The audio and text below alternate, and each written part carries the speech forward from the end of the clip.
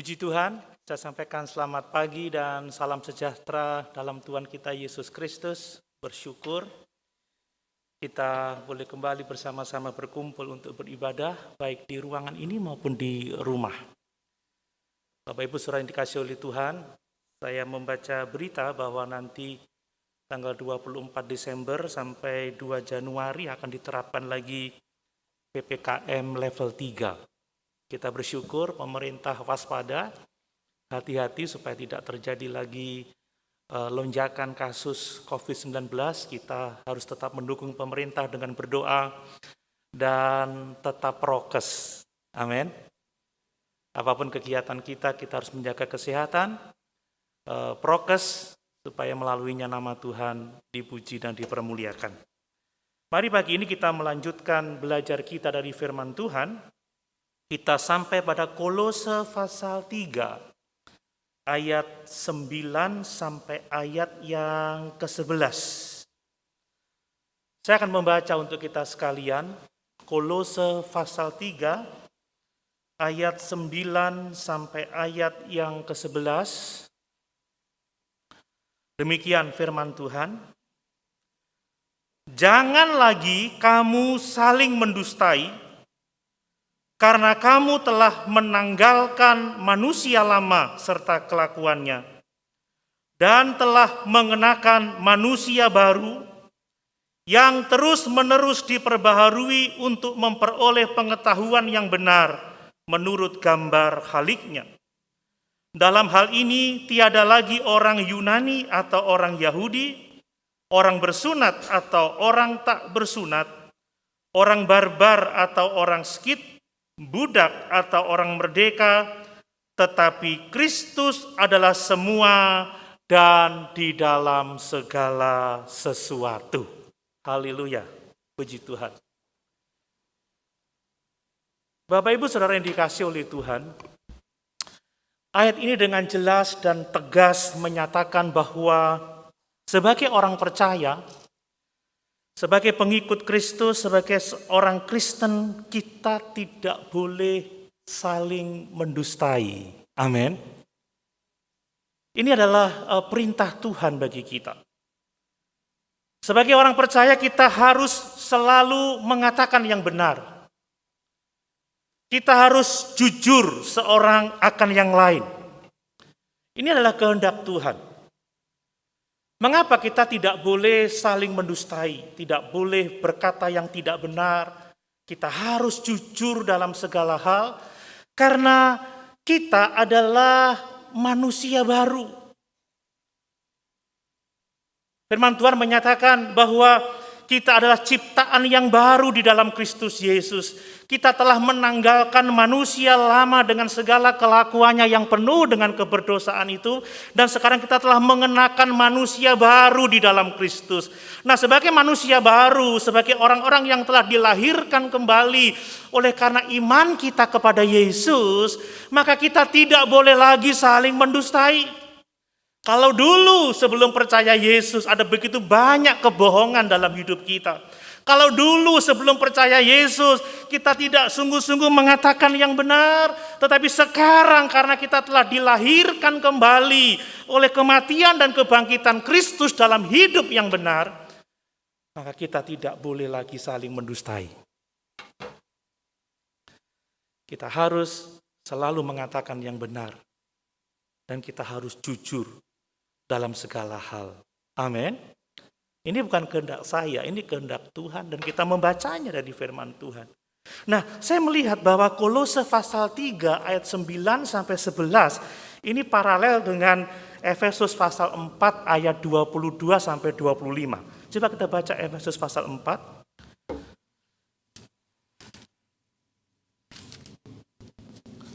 Ayat 22 sampai 25. Ini versinya lebih panjang dari Filipi tadi. Demikian firman Tuhan. Yaitu bahwa kamu berhubung dengan kehidupan kamu yang dahulu harus menanggalkan manusia lama yang menemui kebinasaannya oleh nafsu yang menyesatkan, supaya kamu dibaharui di dalam roh dan pikiranmu, dan mengenakan manusia baru yang telah diciptakan menurut kehendak Allah di dalam kebenaran dan kekudusan yang sesungguhnya.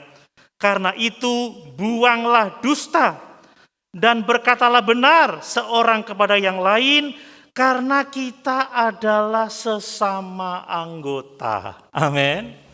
Jadi Paulus sama menggambarkan kehidupan baru kita sebagai orang-orang yang telah dilahirkan kembali. Kita harus menanggalkan manusia lama kita yang kita warisi dari Adam, sifat-sifat keberdosaan itu. Dan kita mengenakan manusia baru, yaitu Kristus. Dan di dalam mengenakan manusia baru katanya buanglah dusta. Ya, buanglah dusta. Berkatalah benar seorang kepada yang lain. Karena kita adalah sesama anggota. Jadi masalah menanggalkan manusia itu bukan lagi masalah pribadi. Karena kita adalah orang-orang percaya dan Kristus adalah kepala, dan kita dibaptiskan dalam tubuh Kristus, maka mengenakan manusia baru bukan lagi urusan pribadi, tetapi sebagai jemaat kita harus bersama-sama. Amin. Bersama-sama kita mengenakan manusia baru, kita membuang yang lama, kita membuang sifat-sifat berdosa kita, dan kita mengenakan Kristus dalam hidup kita. Jadi kalau menurut Kolose pasal yang ketiga tadi, bahwa kita harus hidup dalam kebenaran, harus jujur, karena kita telah dilahirkan menjadi manusia baru. Dan kita melihat di sini ada tambahan kebenarannya yang lain, bahwa kita harus hidup dalam kebenaran di antara sesama orang percaya, di antara semua orang, sebab kita adalah sesama anggota tubuh Kristus. Amin. Yang namanya anak Tuhan, yang namanya manusia baru harus hidup di dalam kejujuran, hidup di dalam kebenaran. Yang namanya sesama anggota tubuh tidak boleh lagi saling mendustai. Amin. Mari, saya mengajak kita untuk melihat kebenaran ini lebih detail lagi mengenai hidup di dalam kejujuran. Yang pertama, saudara, saya mau menegaskan bahwa sebagai orang Kristen, sebagai orang percaya, kita harus jujur dalam segala sesuatu. Dan kejujuran ini harus kita lakukan di dalam kasih Tuhan Yesus Kristus. Sebagai orang Kristen, kita harus jujur di dalam kasih Tuhan kita Yesus Kristus. Nah, kalau kita berbicara tentang kejujuran, maka ada fakta penting yang harus kita pahami, bahwa setiap kita ini selalu berusaha, selalu berjuang untuk terus hidup jujur, saudara. Kalau ada orang yang mengatakan bahwa dirinya tidak pernah bergumul dengan masalah kejujuran, maka sesungguhnya dia sedang tidak jujur. Semua orang itu sedang berjuang untuk hidup jujur. Saya terus berjuang untuk hidup dalam kejujuran. Saya berjuang untuk tidak berdusta, saya berjuang untuk mengatakan yang benar. Ini bukan hanya pergumulan saya, tetapi adalah pergumulan semua orang. Kenapa? Karena memang sifat berdosa kita, sifat manusia lama kita, yang kita warisi dari Adam, saudara. Jadi tabiat manusia berdosa kita, tabiat daging ini adalah kita membengkokkan kebenaran untuk kepentingan kita sendiri. Kecenderungan manusia yang berdosa adalah kita ini tidak jujur, kita ini tidak mengatakan yang benar demi keuntungan pribadi.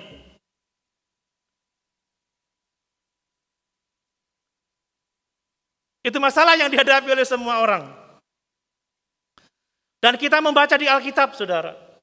Ada begitu banyak hal yang kita lakukan yang seharusnya itu menyatakan bahwa kita tidak jujur, bahwa kita tidak mengatakan kebenaran, bahwa kita sedang berdusta kepada orang lain.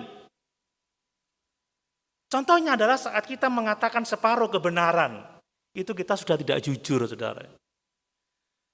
Ingat kisah Abraham ketika dia keluar dari negerinya untuk menuju ke Kanaan, 2 kali dia berdusta tentang istrinya Sarah.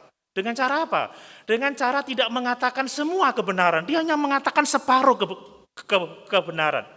Kita membaca di kitab Kejadian bagaimana Abraham mengatakan bahwa Sarah itu saudaranya. Betul, memang Sarah itu adalah saudaranya, saudara tirinya, tetapi Abraham tidak berkata semuanya, sebab selain dia adalah saudaranya, Sarah juga adalah istrinya. Nah, kalau kita hanya mengatakan separuh kebenaran, sebenarnya kita juga tidak hidup jujur. Lihat dampak yang dihadapi oleh Abraham karena ketidakjujurannya, hanya separuh mengatakan kebenaran. Apa yang terjadi, saudara? Terjadi kekacauan. Ya, Abimelek, Fir'aun mengambil Sarah, ya hendak menjadikan istrinya, dan mereka dikutuk oleh Tuhan sebab mereka mengambil istri orang benar. Abraham tidak jujur. Dan seringkali, saudara, kita juga tidak jujur dengan tidak mengatakan semua kebenaran. Kita seringkali hanya menceritakan separuh kebenaran, menutup-nutupi yang lain. Dan itu pergumulan kita. Kalau mau jujur, kita punya persoalan dengan itu. Kemudian kita seringkali berdusta dengan cara apa? Dengan pura-pura lalai, saudara ya, pura-pura tidak ingat, pura-pura lupa, seperti itu. Mungkin kita sementara belanja begitu kan, kita taruh uang 100.000, ya padahal kita belanjanya 75.000, tetapi kembaliannya itu tidak 25.000, kembaliannya adalah 75.000, salah di kasir. Udah pura-pura bener aja dah. Dan pulang aja tanpa kita harus mengatakan yang sebenarnya. Kita tidak kembali ke kasir dan bilang, maaf, kembalian Anda terlalu banyak. Atau mungkin pas akhir tahun seperti ini, waktu kita melaporkan pajak, ada banyak penghasilan yang kita pura-pura tidak ingat lagi. Atau masih ada banyak hal lain, saudara, yang kita merasa, kita mengatakan, aku lupa, aku tidak tahu, aku tidak ingat, sehingga aku, seperti itu yang dilakukan oleh kebanyakan orang, dan kita bergumul dengan itu. Bahkan ada orang yang melebih-lebihkan realitas yang sesungguhnya. Menceritakan sesuatu dilebih-lebihkan, dibesar-besarkan. Supaya apa? Supaya dengan cerita itu kita kelihatan baik, atau dengan cerita itu kita kelihatan lebih buruk. Ada orang yang tidak jujur supaya dianggap, wah dia butuh bantuan ya. Akhirnya orang berbelas kasihan, padahal ceritanya dilebih-lebihkan, kesaksiannya. Tuh saya ini makan sehari cuma 1 kali, saudara. Tidak punya lagi uang di dompet, padahal makan tetap 3 kali. Tapi supaya kelihatan buruk gitu, atau kelihatan sedih gitu, sehingga orang lain tergerak mengulurkan tangan, atau orang ingin dipuji, dia melebih-lebihkan sesuatu. Kita nggak berkata apa adanya. Ini juga satu kebohongan, saudara. Ya, ingat ada istilah bohong putih, bohong yang seharusnya tidak membuat orang lain rugi. Ya, saat kita harus kerja, tetapi ada kepentingan lain, kemudian kita telepon bos, maaf bos, saya pening. Agak demam, kok penciuman saya agak berubah. Akhirnya tidak ngantor. Oh ya oke, tidak masalah, cepat sembuh ya. Padahal setelah itu dia pergi ke tempat lain untuk mendapatkan apa yang dibutuhkan. Ini juga kadang kita berkumpul dengan itu. Ya, kadang kita ini terlibat dalam kemunafikan, ya berpura-pura supaya dinilai orang kita ini rohani, dinilai orang kita ini baik, dinilai orang kita ini ramah gitu ya, saudara ya. Kalau ketemu orang, selamat pagi, apa kabar, aduh. Tapi sebenarnya hati ini beda kan begitu, saudara. Dan ini persoalan setiap orang. Kadang kita kalau sudah merasa tidak aman dengan pertanyaan orang lain, kita seringkali mengalihkan topik pembicaraan. Aku tidak mau ngomong itu. Atau mungkin kita mencari hal yang supaya orang tidak bertanya tentang sesuatu itu.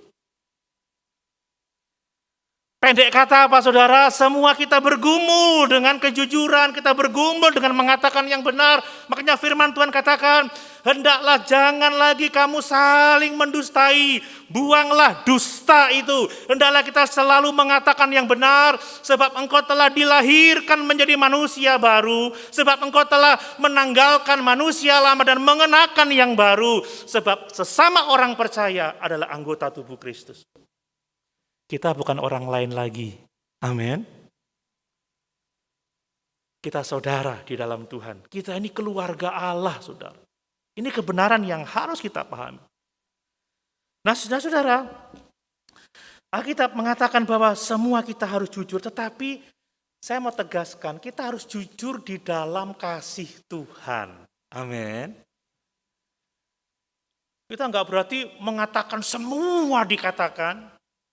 Ya, atau kalau kita tahu tentang seseorang, kita beberkan dia kepada orang lain sampai katanya orang itu entek ngamek kurang golek gitu ya. Sudah enggak ada dicari-cari lagi persoalannya. Tidak, sebab kenapa saudara? Kasih itu menutupi banyak sekali dosa. Nah, ini semacam paradoks yang sering kali membuat kita bergumul, tetapi kita harus punya hikmat dari Tuhan. Amin. Kita harus melakukan kebenaran di dalam kasih. Coba lihat Efesus 4 ayat yang ke-15. Efesus 4 ayat yang ke-15.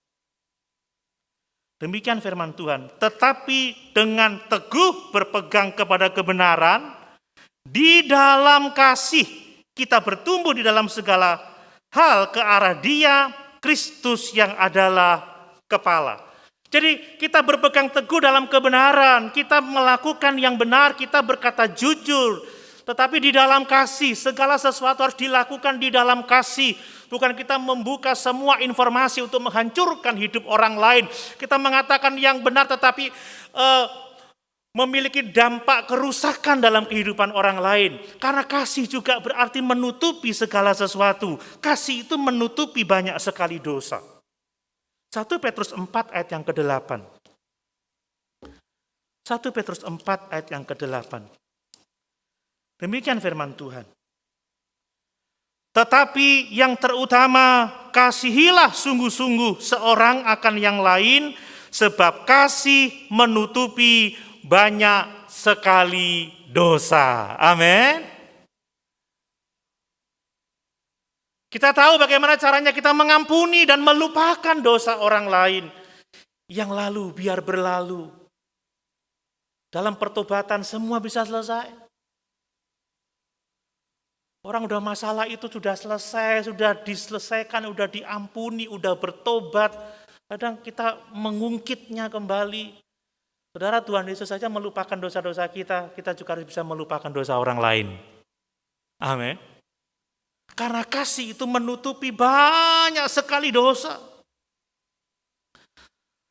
Hal ini menunjukkan bahwa kita harus jujur, tapi tidak berarti kita harus membuka aib orang lain, kesalahan orang lain.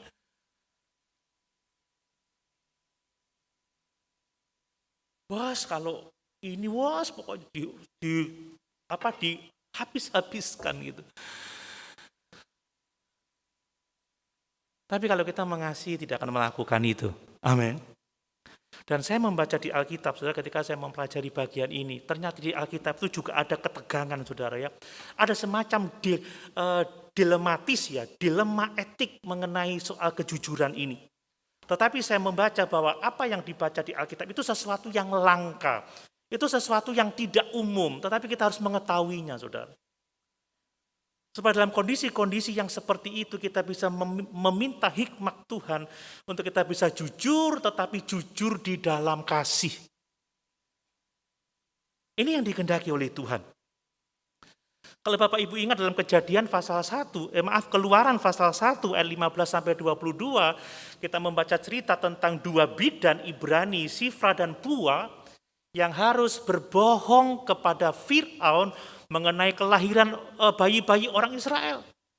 Sebab Sifra dan Pua diperintahkan untuk membunuh selagi bayi itu dilahirkan dalam penanganan mereka. Tetapi Sifra dan Pua tidak membunuh bayi-bayi itu, tetapi membiarkan mereka hidup, maksudnya bayi laki-laki.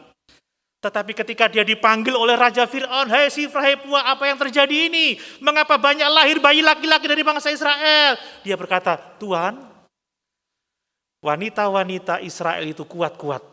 Sebelum kami datang, mereka sudah bersalin."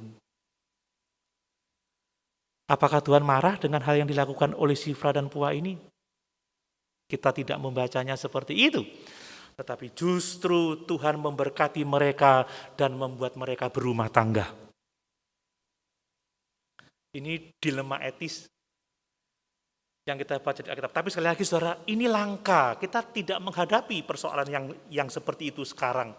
Ini masa dulu. Kita dipanggil untuk hidup jujur. Amin. Tetapi jujur di dalam kasih. Ingat kisah Rahab di dalam Yosua pasal 2 ayat 4-6. Ketika bangsa Israel mengirim 2 pengintai. Lalu Rahab menyembunyikan kedua pengintai ini sehingga selamat dari musuh-musuh mereka. Disembunyikan di suatu rumah, tetapi dia mengatakan kepada orang-orang yang di situ, "Oh tidak, mereka sudah pergi ke timur." Kan begitu. Lalu ketika mereka mengejar, maka dikeluarkannya lah pengintai ini, sehingga mereka boleh kembali dengan selamat ke Israel. Apakah Allah marah terhadap Rahab? Tetapi justru melalui apa yang dilakukannya, Rahab selamat dari penghukuman yang Allah datangkan pada musuh-musuh Israel. Tapi ini dilema yang langka, saudara, ya enggak kita melihat semua itu sekarang. Ingat juga kisah Samuel dalam 1 Samuel 16 ayat 1 sampai yang kelima. Ketika Samuel diperintahkan Tuhan untuk mengurapi Daud menjadi raja Israel. Lalu Samuel berkata seperti, "Tuhan, kalau aku melakukan itu tentunya Saul akan membunuh aku." Lalu apa kata Tuhan? "Pergilah ke sana dan katakanlah bahwa kamu akan mempersembahkan korban dan undanglah Isai dan anak-anaknya untuk datang untuk engkau urapi." Tujuannya untuk mengurapi Daud, tetapi karena takut dibunuh oleh dibunuh oleh Saul, maka Allah menyuruh, "Katakan kepada Saul bahwa engkau ke sana untuk mempersembahkan korban dan undanglah Isai dan anak-anaknya." Padahal tujuannya lain.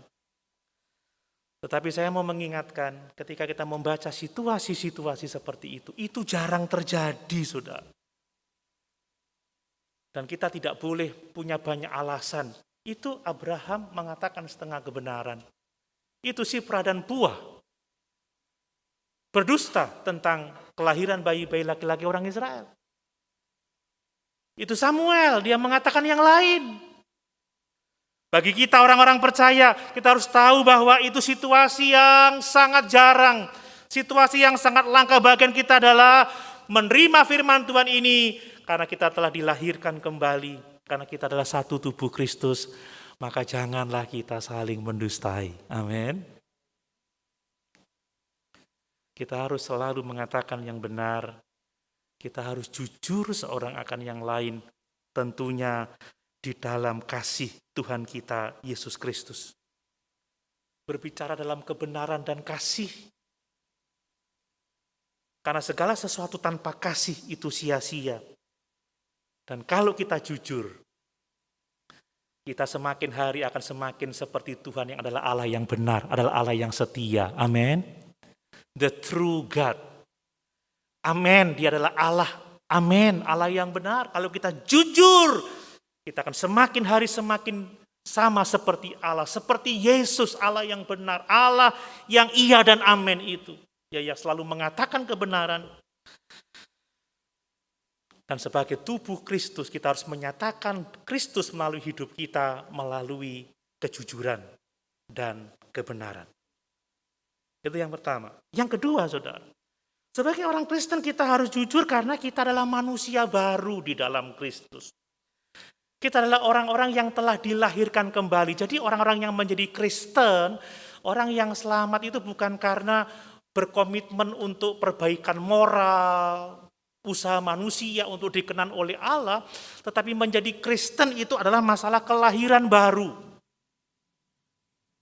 Masalah menjadi manusia baru, menjadi Kristen tidak cukup hanya saya ingin menjadi baik. Tidak, tetapi menjadi Kristen adalah soal apa? Soal datang kepada Yesus, mengakui dosa-dosa kita, mengakui kejahatan kita, mengakui frustasi kita, bahwa kita tidak bisa selamat dengan usaha kita, dan mengakui bahwa Yesus adalah Tuhan yang telah mati dan bangkit untuk keselamatan jiwa kita. Dan dengan menerima Dia sebagai juru selamat, saat itulah kita dilahirkan kembali. Jadi kita ini harus hidup dalam kebenaran karena kita adalah manusia-manusia baru di dalam Yesus Kristus. Yang telah menanggalkan manusia lama dan mengenakan yang baru. Ini kebenaran yang terjadi dalam kehidupan kita orang percaya. Nah, berbicara mengenai manusia baru, saya mau mengingatkan sedikit tentang manusia lama, saudara. Manusia lama adalah sifat dosa yang menetap pada daging ini, saudara. Sifat dosa yang kita warisi dari Adam. Kita berdosa karena dosa Adam diperhitungkan kepada kita. Kita sebagai orang berdosa, kita mewarisi sifat-sifat berdosa yang diberikan oleh Adam kepada semua orang. Dan berbicara tentang manusia lama, Tuhan tidak sedang memperbaiki manusia lama, tetapi Tuhan sedang menjadikan kita manusia baru. Amin.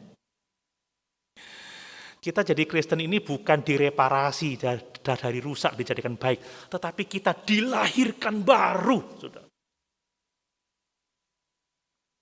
Kita ini manusia baru di dalam Tuhan Yesus Kristus.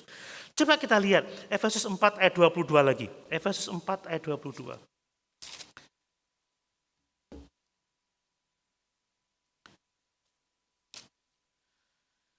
Demikian firman Tuhan, yaitu bahwa kamu berhubung dengan kehidupan kamu yang dahulu, kamu harus menanggalkan manusia lama yang menemui kebinasaannya oleh nafsunya yang menyesatkan. Jadi manusia lama itu tidak diperbaiki, sebab manusia lama dikatakan menemui kebinasaannya oleh nafsu yang menyesatkan. Jadi tubuh ini akan dibinasakan sebab apa, saudara? Sebab tubuh daging ini tidak bisa mentaati firman Tuhan, tidak bisa mengikuti roh. Dan tubuh daging ini, manusia lama kita, akan menemui kematiannya, menemui kebinasaannya. Oleh karena apa? Oleh karena pikirannya yang jahat, oleh karena nafsu dan kesesatannya. Namun demikian kita harus ingat bahwa manusia daging telah hilang kuasanya, sehingga kita tidak harus mentaatinya. Amin, saudara. Memang daging ini memprovokasi kita untuk bohong, memprovokasi kita untuk tidak berkata yang benar. Tetapi ingat bahwa kuasa manusia lama telah dipatahkan oleh salib Yesus Kristus. Sehingga kita tidak perlu mengikuti keinginan daging ini. Amin. Jadi kita menanggalkan manusia lama itu seperti kita menanggalkan baju yang kotor, saudara. Mari, kalau pakaian kita kotor kan kita pasti ganti baju ya. Sekarang ini kita lebih banyak ganti baju sebelum pandemi. Ya, setelah keluar kemana, pulang ganti baju, mandi, ganti yang bersih, kan begitu. Keluar, ganti lagi baju yang bersih. Kalau rambutnya kotor, digundul. Oh enggak ya, dicuci tentunya. Dan inilah kehidupan baru kita. Kita harus menanggalkan yang lama dan mengenakan yang baru. Itulah sifat Kristus. Kita harus meneladani Kristus dalam kehidupan kita ini. Jadi manusia lama kita telah disalibkan.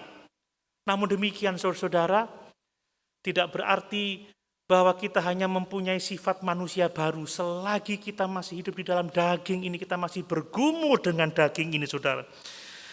Paulus menyebut itu di dalam Roma pasal yang ke-7 tentang pergumulannya dengan daging.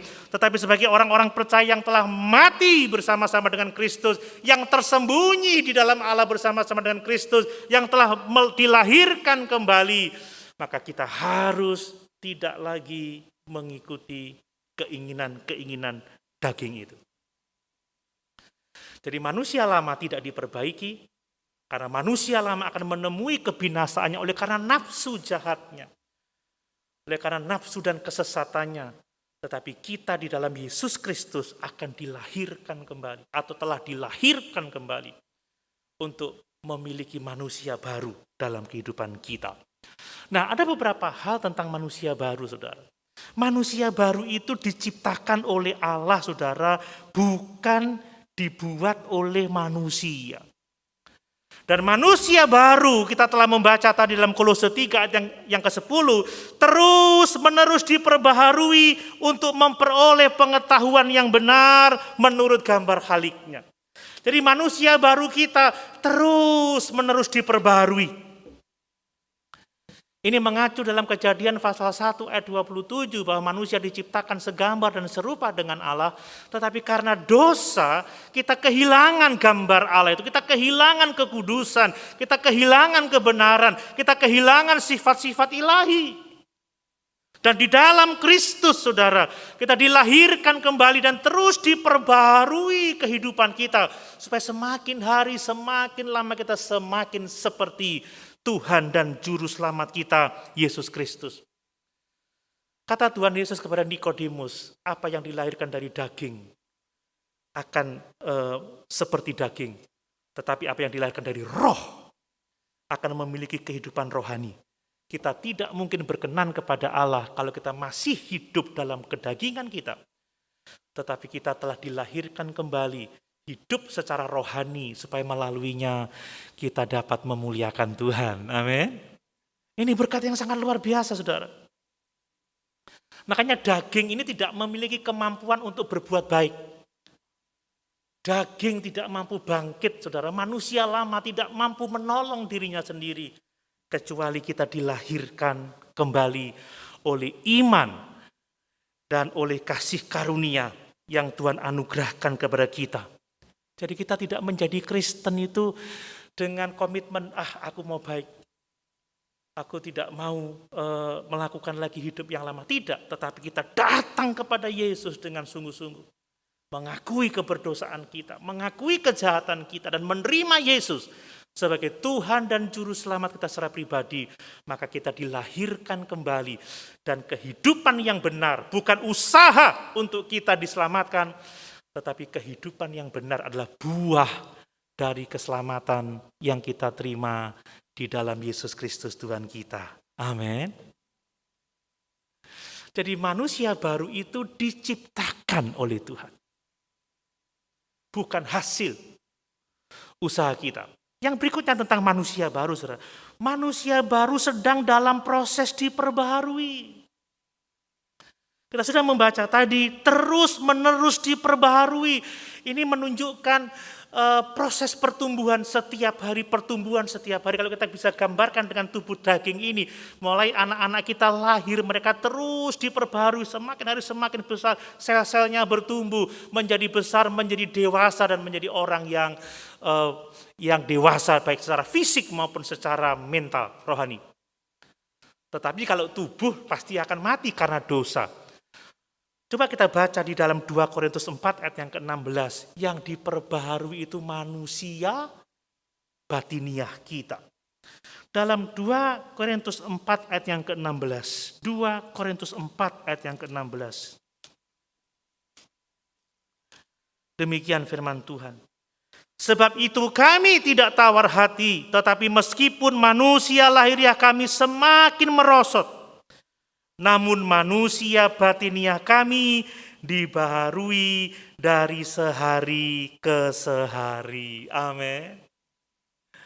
Jadi sebagai orang-orang yang telah dilahirkan kembali, saudara, sebagai manusia baru, kita harus tahu manusia baru, kelahiran kita itu adalah pekerjaan Allah oleh iman kepada Yesus Kristus yang telah mati dan bangkit untuk kita.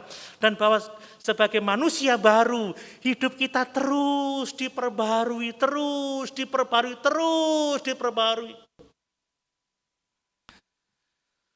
Kalau kita mengenal kebenaran ini, maka benarlah lagu lama itu. Tambah hari, tambah cinta Yesus. Amin. Tambah hari tambah ku percaya Tambah hari, tambah benci dosa, kan begitu. Tambah hari, tambah ku setia. Karena apa? Diperbaharui. Jangan sampai ikut Tuhan bertahun-tahun, aku masih seperti yang dulu. Manusia lama yang bercokol. Amin, saudara. Diperbaharui, tapi harus ingat, saudara. Pembaharuan itu terjadi melalui perubahan pikiran, saudara. Kita sudah membaca tadi. Lihat Efesus 4 ayat 23 tadi. Ini yang perlu kita pahami. Kalau kita mau sungguh-sungguh diperbarui, itu melalui perubahan pikiran. Efesus pasal yang keempat ayat 23. Ya, supaya kamu dibaharui di dalam roh dan pikiranmu. Ingat, kita harus membuang dosa dengan memperbaiki, dengan menyelaraskan pikiran kita dengan Tuhan. Diperbarui dalam pikiran kita semakin hari semakin baik, semakin serupa dengan pikiran Kristus, memiliki pikiran Kristus dalam hidup kita. Dalam Roma 12 ayat yang kedua, ya, tetapi berubahlah oleh pembaharuan budimu, perubahan pikirmu, dan perubahan pikiran ini hanya dapat terjadi melalui firman Tuhan. Amin. Jadi kalau kita mau mengalami pembaharuan manusia baru kita, diperbaharui setiap hari, kita perlu merubah pikiran kita menjadi pikiran Kristus, dan pikiran ini hanya dapat diperbaharui melalui firman Tuhan. Kenapa? Sebab firman Tuhan itu adalah kebenaran. Amin. Firman Tuhan yang akan menguduskan hidup kita. Firman itu adalah terang dan pelita bagi jalan hidup kita. Ada banyak ayat yang berbicara tentang itu, saudara. Dalam Mazmur pasal 119. Firman-Mu pelita bagi kakiku, terang bagi jalanmu.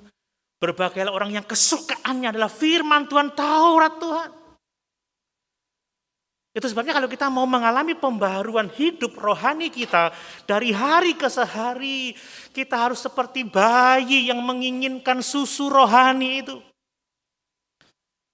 Kita harus menjadi seorang bayi yang terus menginginkan firman kebenaran itu.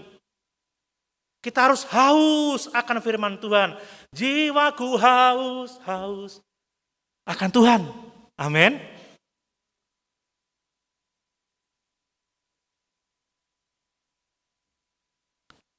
Satu Petrus 2 ayat 2. Ini perlu dibaca. 1 Petrus 2 ayat 2. Dan jadilah sama seperti bayi yang baru lahir, yang selalu ingin akan air susu yang murni dan yang rohani, supaya olehnya kamu bertumbuh dan beroleh keselamatan. Kalau kita ingin mengalami pembaharuan manusia batinia kita, selalu haus akan firman Tuhan, haus akan firman Tuhan, selalu ingin membaca firman Tuhan, merenungkan firman Tuhan, mendengarkan khotbah-khotbah yang menyampaikan firman Tuhan. Saudara, jadilah murid-murid Tuhan, jadilah pembelajar-pembelajar firman, jadilah mahasiswa-mahasiswanya Tuhan. Amin. Amin. Tapi yang jelas, ini tidak instan, saudara ya. Ini butuh waktu. Saya berada dalam posisi seperti sekarang, itu butuh waktu bertahun-tahun. Tapi tidak dapat dibebaskan dari kecintaan terhadap firman Tuhan, ketekunan membaca Alkitab, ketekunan dalam membangun dan mengajar kebenaran firman Tuhan. Seperti saya khotbahkan beberapa waktu yang lalu, bahwa seorang pemberita firman tidak mempunyai beritanya sendiri. Jujur saya menoleh ke 1 bulan belakang. Temanya kok berat-berat semua ya.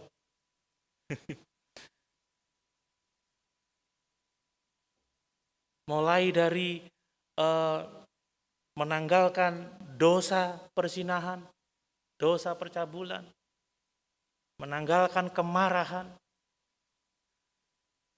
sekarang hidup dalam kebenaran, Karena saya berpikir, Tuhan, ini khotbah-khotbah yang tidak populer.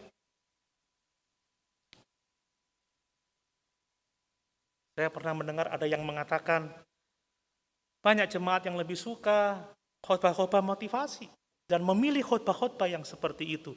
Saya bergumul, Tuhan, apakah saya harus menyampaikan topik ini ataukah saya memilih khotbah-khotbah yang populer? Karena saya juga diajar untuk bisa berkhotbah seperti itu. Tapi dalam hati saya sudah menetapkan diri saya adalah pemberita firman, dan saya tidak mempunyai berita saya sendiri. Saya hanya menyampaikan apa yang Tuhan mau sampaikan kepada umatnya. Amin. Makanya biar aja nggak populer, tapi yang penting bisa menyenangkan Tuhan. Saya ingat Rasul Paulus berkata, aku tidak berusaha untuk menyenangkan manusia atau menyenangkan diriku sendiri, tetapi aku berusaha untuk menyenangkan hati Tuhan. Dan kecintaan kepada firman yang akan memperbaiki kehidupan kita, saudara. Sekarang ini ada banyak khotbah-khotbah yang justru mendorong kita untuk rakus, mendorong kita untuk serakah. Kalau ikut Tuhan kamu akan sukses, kamu akan kaya, kamu bisa kemana saja, kamu bisa jalan-jalan ke luar negeri, kamu bisa punya ini, punya itu, kamu bisa memiliki semua yang ingin kamu ingin miliki. Ingat Tuhan Yesus ketika dicobai, dia dibawa ke atas bukit, dipertontonkan kekayaan dunia, lalu apa kata setan? Kalau engkau mau menyembah aku, maka semua kekayaan dunia akan kuberikan kepadamu. Tuhan berkata apa? Nyahlah engkau iblis, sebab hanya kepada Tuhan sajalah engkau berbakti. Kita berbakti kepada Tuhan bukan untuk kekayaan dunia ini.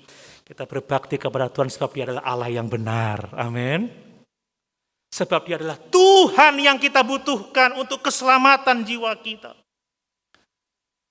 Hidup ini sementara, saudara.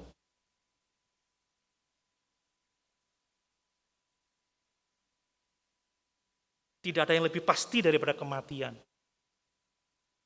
Makanya bukan tidak boleh kita diberkati, karena itu adalah janji Tuhan diberkati. Bukan tidak boleh kita menikmati berkat Tuhan, sebab Tuhan itu memberikan segala sesuatu untuk kita nikmati. Tetapi jangan jadikan berkat itu menjadi Tuhan atas hidup kita. Amin. Biarlah Tuhan yang tetap jadi Tuhan atas hidup kita. Ada banyak orang yang menggeser Tuhan dan menjadikan keserakahan berkat menjadi Tuhan atas hidupnya. Dia tidak lagi mencintai Tuhan, tetapi mencintai berkat, mencintai keinginannya sendiri. Kalau kita mau mengalami pembaharuan manusia batiniah kita, jadilah seperti bayi yang haus akan susu yang rohani itu. Dan ini akan menuntun kita dalam kehidupan yang memuliakan Tuhan. Berikutnya saudara, manusia baru itu bertumbuh dalam pengenalan Allah untuk menjadi seperti Kristus. Coba lihat Kolose pasal yang ketiga ayat yang ke-10 lagi. Kolose pasal 3 ayat yang ke-10. Perhatikan itu, tentang manusia baru lagi.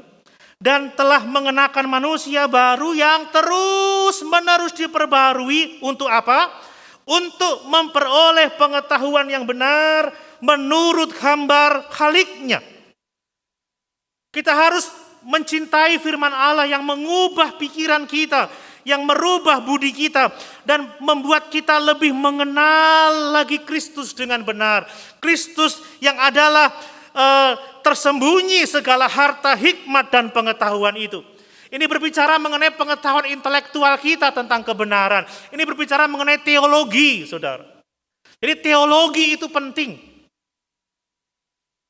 Pengetahuan tentang Allah yang benar itu penting. Tentunya teologi yang sehat, teologi yang alkitabiah, bukan sembarang teologi. Karena dikatakan manusia baru itu terus diperbaharui untuk apa? Untuk memperoleh pengetahuan yang benar menurut gambar Khaliknya. Sekalipun Bapak Ibu bukan mahasiswa sekolah teologi, tetapi saudara harus menjadi orang-orang yang mengenal Tuhan dengan benar. Amin. Karena ini tujuannya, diperbaharui untuk mengenal apa? Untuk memperoleh pengetahuan yang benar menurut gambar Khaliknya. Bapak Ibu diselamatkan, diberi hidup baru, supaya bertumbuh dalam pengenalan akan Tuhan.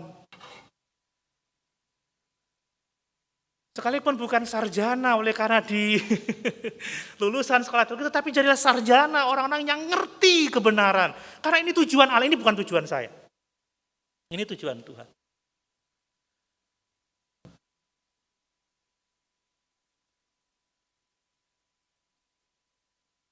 Saya sebenarnya kepingin kuliah lagi, saudara, cari PhD gitu, kepingin. Tapi ya memang agak berat. Ini 3 mau kuliah ini, bapaknya PhD lagi, waduh. Tapi tiap hari membaca firman, merenungkan firman, berjerih lelah untuk menyampaikan kebenaran.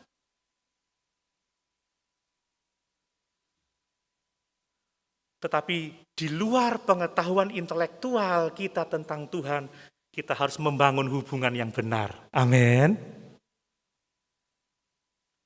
Saudara, kita telah belajar tidak cukup pengetahuan intelektual, kita butuh menghidupi pengetahuan itu. Hendaklah firman itu membawa kita kepada Yesus, bersekutu dengan Yesus, mengalami pergaulan dengan Dia, hidup menjadi serupa dengan Dia setiap hari dalam kehidupan kita. Karena apa? Allah itu kebenaran. Dan kalau kita adalah anak-anaknya, kita harus hidup dalam kebenaran. Akulah jalan, kebenaran, dan hidup. Tidak ada seorang pun yang dapat sampai kepada Bapa kalau tidak melalui aku. Ya, coba Titus 1 ayat yang kedua. Allah tidak dapat berdusta, saudara, karena Dia adalah kebenaran. Titus 1 ayat yang kedua.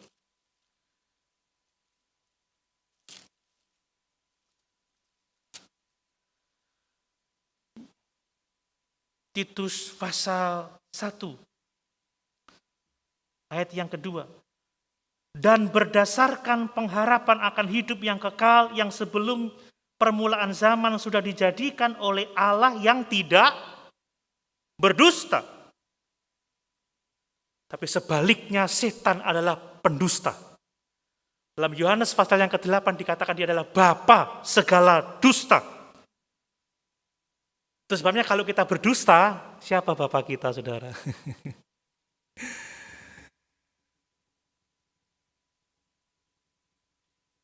Allah itu benar, setan itu bapa segala dusta. Nah, kalau kita berdusta, maka siapa bapa kita?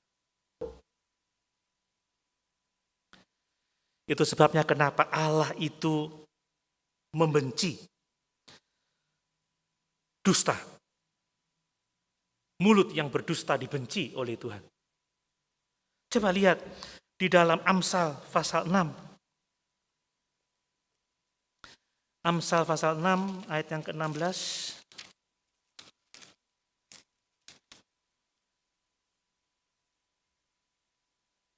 Enam perkara ini yang dibenci Tuhan, bahkan 7 perkara yang menjadi kekejian bagi hatinya. Mata sombong, lidah dusta, tangan yang menumpahkan darah orang yang tidak bersalah.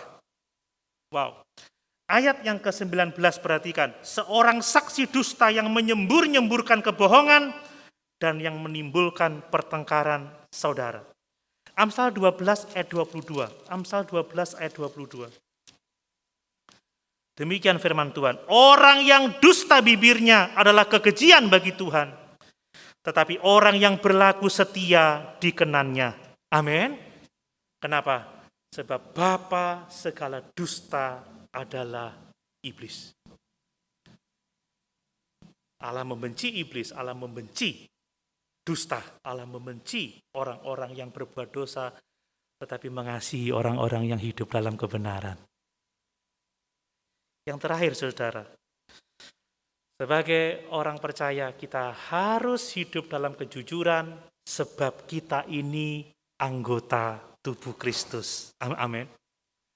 Dalam ayat yang ke-11 Kolose 3 dikatakan, tiada lagi orang Yunani atau orang Yahudi, orang bersunat atau orang tak bersunat, orang barbar atau orang skit, budak atau orang merdeka, tetapi Kristus adalah semua dan di dalam semua.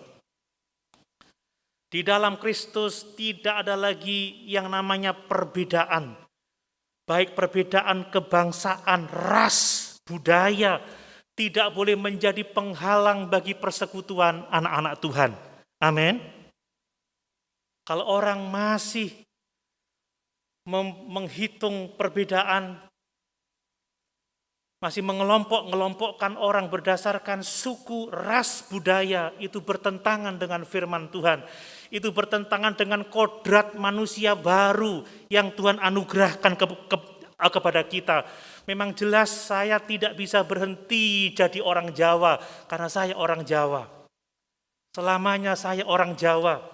Di Jakarta dipanggil Koko Doni. Ya, sama ponaan saya dipanggil Kujong Doni, kan begitu saudara. Ya, saya diberi nama sama Om Alim almarhum Tan Poten. Ya, Tan itu tanpa, poten itu lampu. Jadi tanpa lampu artinya gelap. Tapi saya tidak pernah berhenti jadi orang Jawa. Saya tetap orang Jawa. Mau dipanggil Koko, dipanggil Kujong, dipanggil Susu, dipanggil Engkong. Kapan jadi Engkong ya? Kalau Engkong anak kandung belum, tapi sudah jadi Engkong saya ini. Mau dipanggil apapun juga, brother, brur, saya tetap orang Jawa. Yang biasa dipanggil Mas Doni. Kalau emas segede ini berapa mahalnya, saudara, bayangkan ini. Betapa bahagianya yang mendapatkan saya.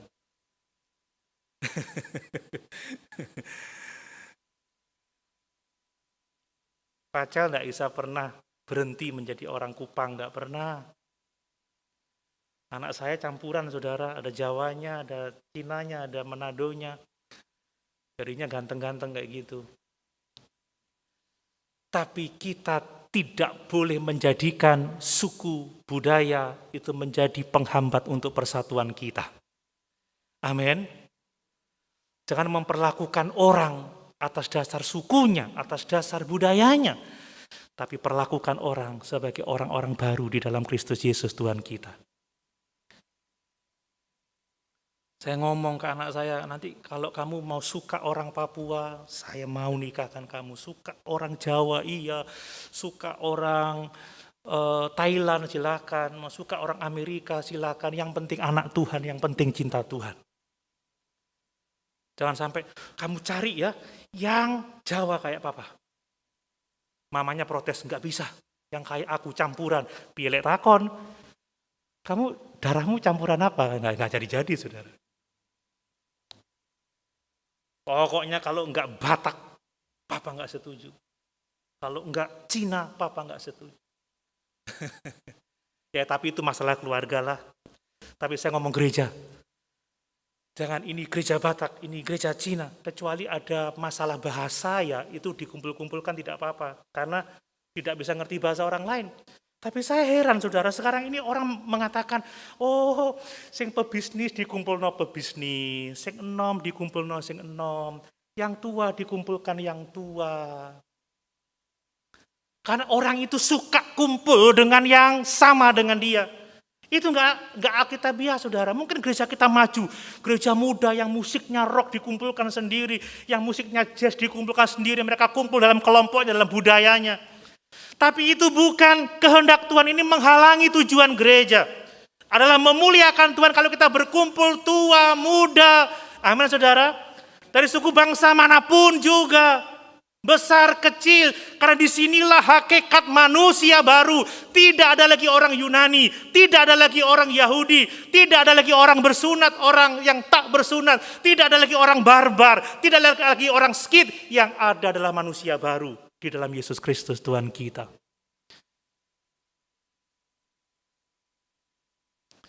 Orang-orang yang hidupnya tersembunyi di dalam Kristus. Yang tidak lagi saling mendustai. Tetapi hidup dalam kebenaran. Dan ditutup dengan kata-kata yang luar biasa. Kristus adalah semua dan di dalam segala sesuatu. Kristus adalah segala-galanya bagi kita. Tidak ada yang lain. Karena dialah yang menyelamatkan jiwa kita. Dialah yang mempersatukan kita menjadi satu tubuh Kristus. Dan yang mana hidup kita tersembunyi di dalam Kristus. Dia ada di dalam segala sesuatu. Semua kita bertumbuh di dalam Kristus Yesus Tuhan kita. Amin. Kita tidak bisa berhubungan dengan Tuhan tanpa kebenaran.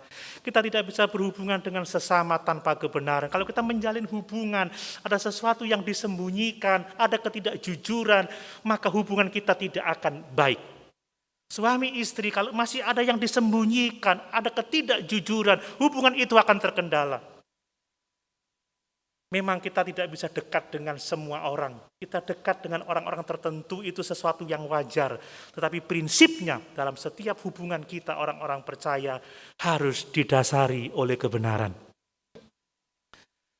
Mari kita berkata jujur, mengatakan yang benar, tidak lagi berdusta, sebab kita manusia baru dan kita sesama anggota tubuh Kristus. Amin. Sama-sama kita berdiri.